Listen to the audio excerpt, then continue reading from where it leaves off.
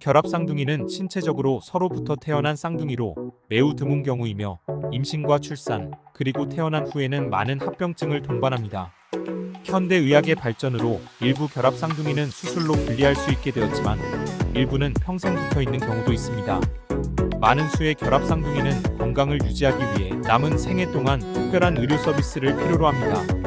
가장 유명한 결합쌍둥이가 시아메 쌍둥이이기 때문에 참쌍둥이로 불립니다. 참쌍둥이는 본질적으로 하나의 수정란이 두 개의 배아로 분리되지만 일반적인 쌍둥이와 달리 분리가 완전히 완료되지 않습니다. 과학자들은 아직 이런 현상이 발생하는 이유를 알지 못하며 난자가 완전히 분리되지 않거나 분리된 후 다시 붙는다고 추정하고 있습니다.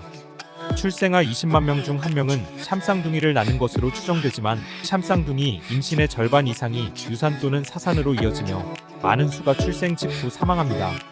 참쌍둥이는 가슴, 복부, 허리, 골반 또는 머리에서 연결될 수 있으며 유형에 따라 특정 장기를 공유할 수도 있습니다. 참쌍둥이는 서로의 고통을 느끼는 경우가 많습니다. 그렇다면 참쌍둥이가 아프면 어떻게 될까요? 최근 애비가 결혼한 후 화제가 된 가장 유명한 두 명의 참쌍둥이인 애비와 브리트니 헨셀에 따르면 이들은 허리부터 장기가 분리되어 있지만 서로의 고통을 느낄 수 있다고 합니다. 브리트니는 인터뷰에서 이렇게 밝혔습니다. 그런데 한 명이 배가 아플 때 다른 쪽도 아프거든요. 좀 특이하죠? 여기서 생존 가능성은 쌍둥이의 결합 유형에 따라 크게 달라집니다. 예를 들어 심장과 순환계를 공유하는 흉복부 쌍둥이는 폐혈증에 걸릴 가능성이 더 높습니다. 폐혈증은 감염으로 인한 합병증으로 결합된 형제가 사망한 경우 장기 부전으로 이어질 수 있습니다. 이는 다른 유형의 결합 쌍둥이의 경우에도 마찬가지이며 특히 장기와 기관을 공유하는 경우 더욱 그렇습니다.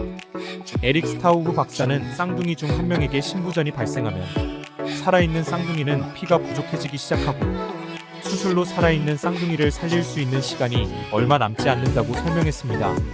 즉 10시간 이상 걸릴 수 있는 분리수술을 위해 의료진이 미리 병원에 대기하고 있어야 한다는 뜻입니다.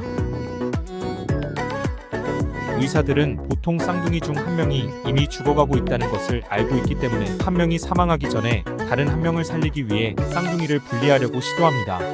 2016년 에린과 애비 델라니는 운이 좋게도 두 쌍둥이 모두 아기 때 분리수술을 받고 살아남아 건강한 삶을 이어가고 있는 희귀한 사례입니다. 많은 상황에서는 참쌍둥이 중 한 명은 생존에 필요한 장기가 없는 경우가 많으며 분리수술은 종종 부모나 참쌍둥이 본인에게 생사의 갈림길에서 결정해야 하는 큰 어려움을 안겨주기도 합니다. 애비와 브리트니의 경우 어렸을 때 분리수술을 하면 사망에 이를 가능성이 높았기 때문에 부모는 수술을 하지 않기로 결정했습니다. 역사상 가장 유명한 결합 쌍둥이이자 참쌍둥이의 유래가 된 쌍둥이인 창과 앵벙커는 흉골에서 연결되어 간을 공유했습니다. 현재 태국으로 알려진 시암에서 태어난 이들은 연기를 통해 돈을 벌었고 결국 미국에 정착해 한 쌍의 자매와 결혼한 후 21명의 자녀를 낳았습니다.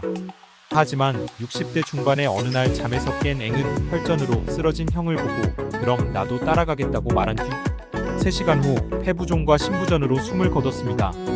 즉 한 명이 죽으면 다른 한 명도 곧 사망하게 됩니다. 오늘도 시청해주셔서 감사드리며 구독과 좋아요는 제작에 많은 도움이 됩니다.